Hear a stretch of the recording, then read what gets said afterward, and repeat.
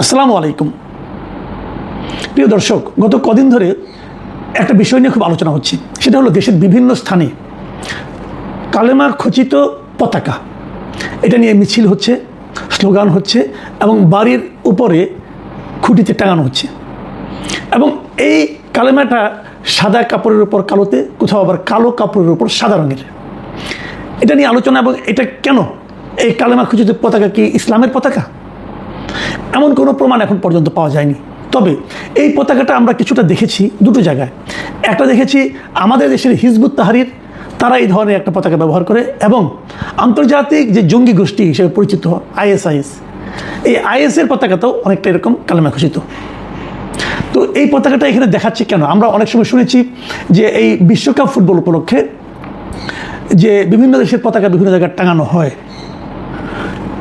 সেই পতাকার পরিবর্তে ইসলামের পতাকা টাঙানোর জন্য একটা আহ্বানও আমরা বিভিন্ন আলেমের কণ্ঠে শুনেছিলাম। আমি কিন্তু আপনাদের একটা কথা বলতে চাই।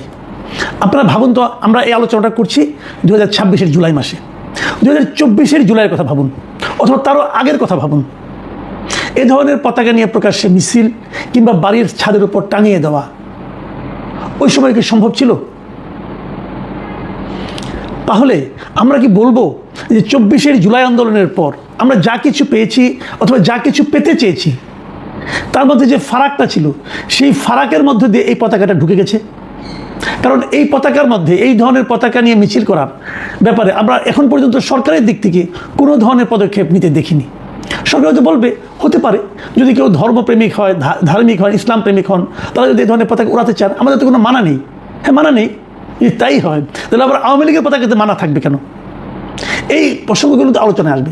আমি এই আলোচনাগুলো করলাম এই কারণে যে আমি কিন্তু জুলাই মাসে গতকালকে একটা প্রোগ্রাম করেছিলাম যে আমাদের জুলাইয়ের আন্দোলনটা কীভাবে কী হয়েছিল, এবং ওই আন্দোলন নিয়ে আওয়ামী লীগ বিএনপির মূল্যায়নটা কী ছিল, তাদের বর্তমান মূল্যায়নটা কী, তাদের আচরণে কী বোঝা যায়, এগুলো নিয়ে আমি একটা আলোচনা করেছিলাম।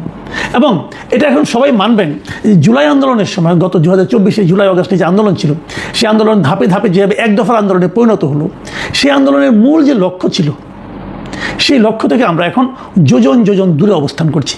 দেখুন, মাত্র 2 বছরের মাথায়, আমি যদি আরও সংক্ষেপ করে বলি, মাত্র 1 বছরের মাথায় আমরা দেখেছি। কারণ 2025-এর যে জুলাই আন্দোলনের বর্ষপূর্তি ছিল, সেখানেও আমরা এই হতাশাই সাধারণ মানুষের মধ্যে দেখেছি। তাহলে এই প্রশ্নটা কিন্তু অনেকেই করেন যে জুলাই আন্দোলন তাহলে ব্যর্থ কি হয়ে গেল, অথবা যদি ব্যর্থ না হয় তাহলে কি, এটা কি সার্বিকভাবে ব্যর্থ হয় নাই, আংশিকভাবে ব্যর্থ হয়েছে, কিছু কি অর্জিত হয়েছে? হ্যাঁ, আমি বলবো কিছু অর্জিত হয়েছে। কিছু অর্জিতটা কীভাবে হলো? যে শেখ হাসিনার যে শাসন ছিল, সেই শাসনটা জুলাই আন্দোলনের মাধ্যমে তার পতন হয়েছে, এটা হলো অর্জন। আর বাকি কিছুই আমরা অর্জন করতে পারিনি। বাকি প্রত্যেকটা জায়গায়, আদর্শিক জায়গায়, রাজনৈতিক জায়গায়, অর্থনৈতিক জায়গায়, কাঠামোগত সংস্কারের জায়গায় কোথাও আমরা কোনো কিছুই অর্জন করতে পারিনি। বরং রাজনৈতিক জায়গায় কী হয়েছে আমরা দেখেছি যে আওয়ামী লীগ আমলে আওয়ামী লীগ সবসময় চেষ্টা করেছে যে সারা দেশের মানুষকে রাজনৈতিক বিবেচনায় বিভাজিত করে রাখতে, আওয়ামী লীগ, বিএনপি, জামাত আলাদা আলাদা করে রাখতে, চেতনার নামে, মুক্তিযুদ্ধের চেতনার নামে দেশের একটা বড় অংশকে রীতিমতো দৌড়ের উপর রাখতে, এবং তাদের কোনো ধরনের অবস্থান দেশে থাকবে, এটাই যেন তাদের আপত্তি ছিল। শেখ হাসিনার শাসনামলে এই বিভাজনটা এত স্পষ্ট এবং এতটা ভয়ঙ্কর ছিল যেন বলা যেত যারা বিএনপি সমর্থন করে তারা যেন এই দেশে থাকতেই পারবে না, যারা জামাত সমর্থন করে তাদের জন্য এই দেশে থাকার কোনো অধিকারই নাই, এরকম একটা পরিবেশ তারা কিন্তু তৈরি করেছিল। আমরা ভেবেছিলাম যে হাসিনা সরকারের পতনের পর নতুন যারা আসছেন তারা হয়তো এই অভিজ্ঞতা থেকে সবাই মিলেমিশে একটা জাতীয় ঐক্য তৈরি করে তারা অগ্রসর হবেন। এবং যখন তারা একটা অরাজনৈতিক ব্যক্তি ডক্টর মোহাম্মদ ইউনূসকে দায়িত্ব দিলেন, তখন আমাদের এই ধারণা, বিশেষ করে আমার মধ্যে এই ধারণাটা আরও তীব্র হয়েছিল যে যেহেতু উনি কোনো রাজনীতি করেন না, উনি সবাইকে মিলে, সকল দলকে মিলে একটা ঐক্যবদ্ধ জাতি গড়ার চেষ্টা করবেন। কিন্তু আমরা বিস্ময়ের সঙ্গে এবং বেদনার সঙ্গে লক্ষ্য করলাম ডক্টর ইউনূস যে বিভেদটা তৈরি করতে আওয়ামী লীগের 14-15 বছর লেগেছে, ডক্টর ইউনূস সেটা 1 বছর না যেতেই সেই বিভেদটা তৈরি করে দিলেন। উনি আওয়ামী লীগের রাজনৈতিক কর্মকাণ্ডকে নিষিদ্ধ করলেন, ছাত্রলীগকে নিষিদ্ধ করলেন, করে আওয়ামী লীগ এবং ছাত্রলীগের যারা সমর্থক আছেন, কর্মী আছেন, তাদেরকে যেন এই দেশে দ্বিতীয় শ্রেণীর নাগরিকে পরিণত করলেন। এবং সেই থেকে যে বিভেদটা তৈরি হলো, সেই বিভেদটা এখন যত দিন সামনের দিকে যাচ্ছে তত বেশি তীব্র আকার ধারণ করছে। এবং এর বিপরীতে আমাদের মুক্তিযুদ্ধকে উনি প্রশ্নের মুখে তুলে দিলেন।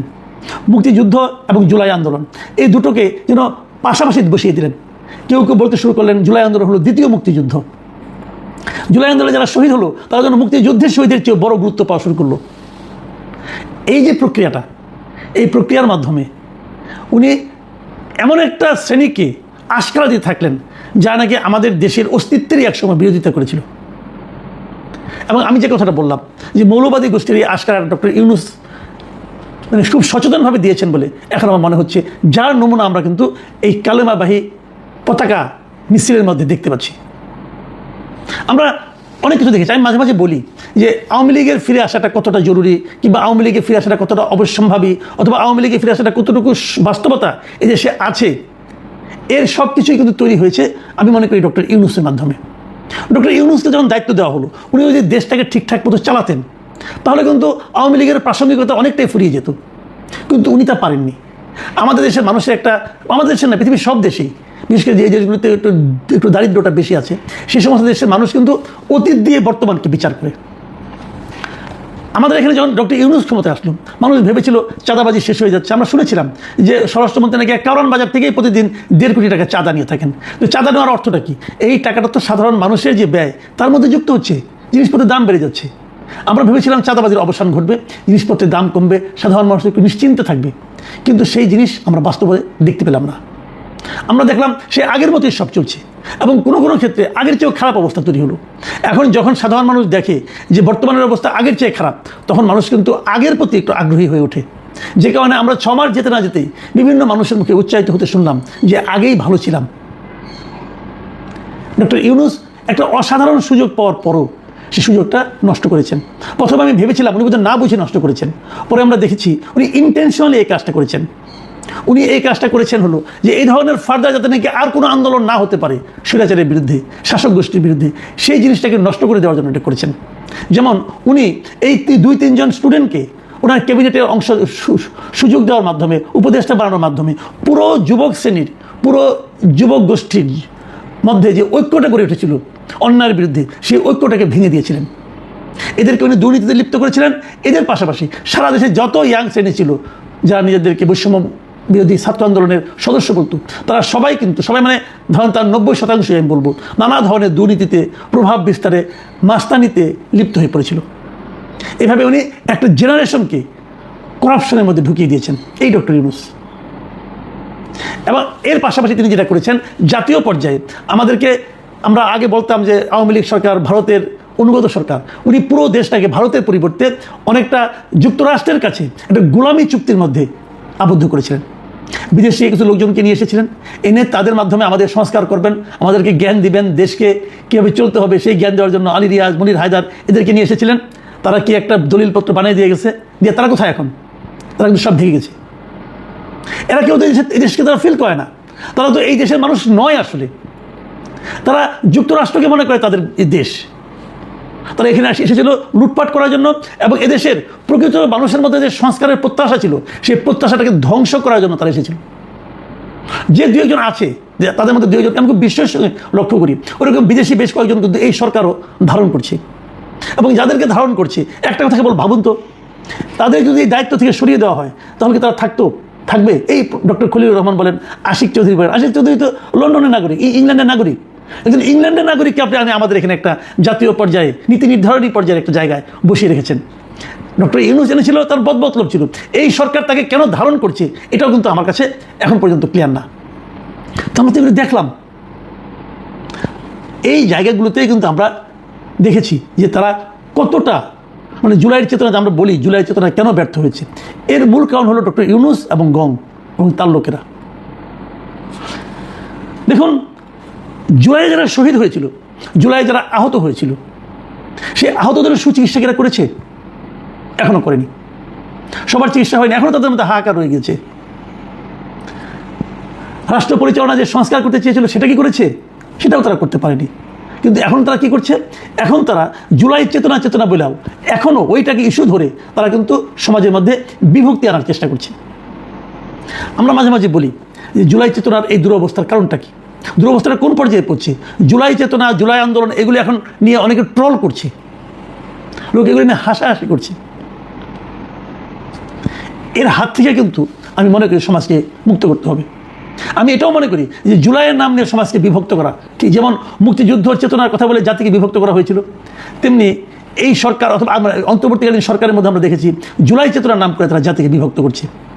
আমি আগের মতো এবারও বলি যে এই বিভক্তি আমাদের জাতির জন্য সবচেয়ে বড় ক্ষতির কারণ হবে। জাতিকে অগ্রসর করতে হলে জাতিকে ঐক্যবদ্ধ করতে হবে। যেটা সবচেয়ে বেদনার বিষয়, এই যে বর্তমান বিএনপি সরকার আসছে, তাদের মধ্যেও কিন্তু আমি অন্তর্বর্তীকালীন সরকারের তৈরি করে দিয়ে যাওয়া বিভক্তিকে বয়ে নিয়ে যাওয়ার একটা প্রবণতা দেখছি। তাদের মধ্যে এই চিন্তাটা কাজ করছে না যে জাতিকে ঐক্যবদ্ধ করতে হবে। জাতিকে ঐক্যবদ্ধ করার কোনো রকম উদ্যোগ তাদের মধ্যে আমি লক্ষ্য করছি না। যদি এটা অব্যাহত থাকে তাহলে আমি মনে করি এটা আমাদের জন্য একটা ভয়ঙ্কর পরিণতি ডেকে আনবে। প্রিয় দর্শক, আমরা আশা করব জাতিকে ঐক্যবদ্ধ করার জন্য যা যা করার দরকার তাই সরকার